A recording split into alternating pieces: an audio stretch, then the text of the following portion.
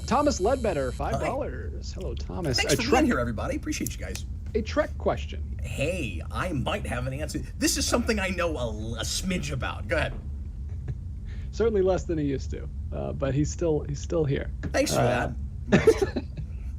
Favorite Starship designs / classes and why?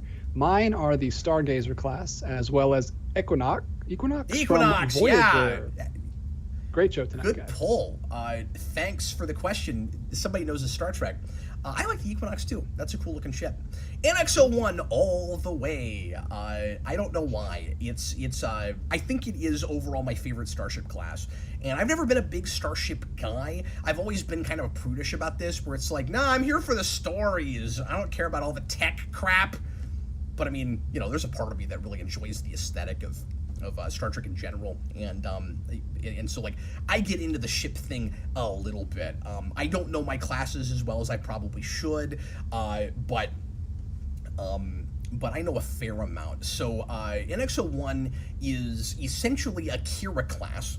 And it was very bizarre because, like, I have a love-hate relationship with the NX-01 because it's my favorite looking class, but it should not exist when it exists, because the Akira class is 24th century, and they basically just ripped that off and slapped it into the 22nd century in Enterprise as the prequel ship, so it somehow predates Kirk's Constitution Enterprise, and that doesn't make any sense. You basically took a ship that would be made 200 years after your show and made it somehow the precursor that would evolve into the Constitution that then later would evolve kind of also into what you had 200 years ago. It doesn't make any sense, but I love the look of it. It's wonderful. And where I finally, and like I said, it's hard to describe what I like about it. Because I'm not a visual detail guy, so I'm not good at articulating this kind of stuff,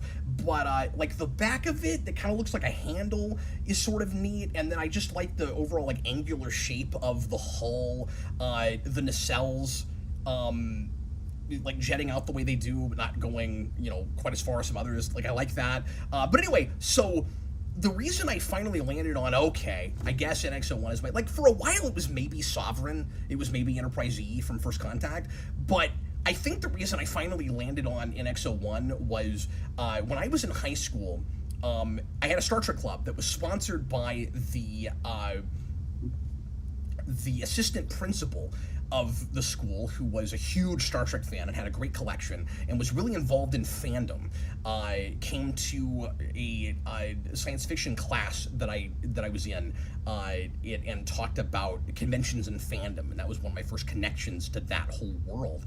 And anyway, he one day brought in his toy that Asylum Toys made of the NX-01, and I don't know why, but I just loved the way that toy was put together, and I really wanted to get my hands on one.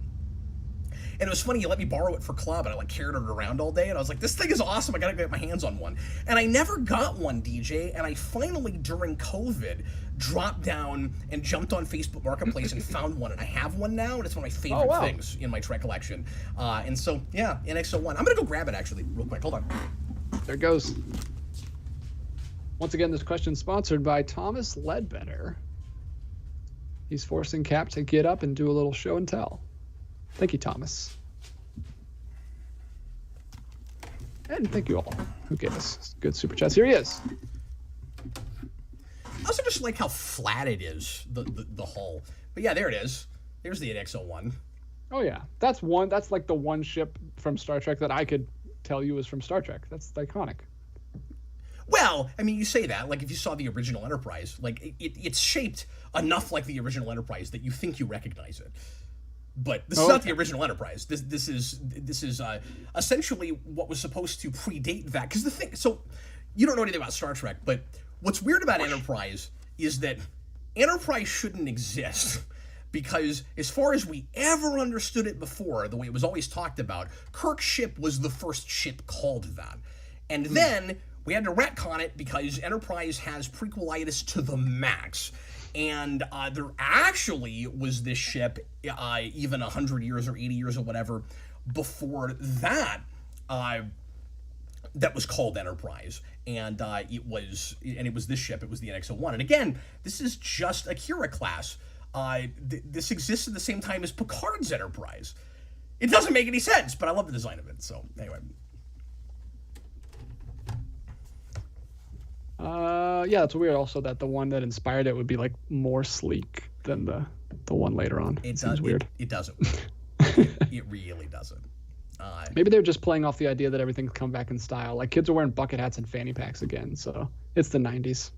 Well, and they could have gotten away with it and people wouldn't have really complained if it was a cost-cutting measure, because that happened a lot. Because before that, really before middle of Voyager and Deep Space Nine, we were still... Sorry for talking about Star Trek for so long, but he got me excited. I never get to talk about this. Thank you, Thomas. Before that,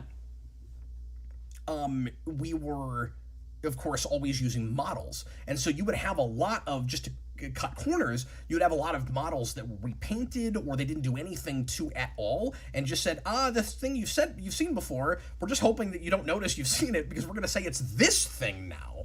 And they do that all the time. This was the first show that from the beginning, all the ship stuff was 100% CG. And they just went to a model they had lying around. They have to do that. They could build it in a computer. It made no sense. That's really weird. Okay, right. we gotta move on because we've already lost 10 viewers over Star Trek. Oh, he's like Star Trek again. Peace out. All right, you know what? We're gone. Show was almost an hour. It was all right up until then. We need more depressing news. Once again, thank you, Thomas. Oh, I thought that's very loud. That started out like you were sipping out of a straw. I was like, is he drinking something very loudly? Is that coming out super loud? Yeah. Yeah, look at the way the nacelles light up.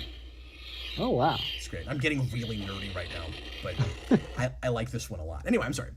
Welcome to Nerds Not Geeks. Reap a Cheap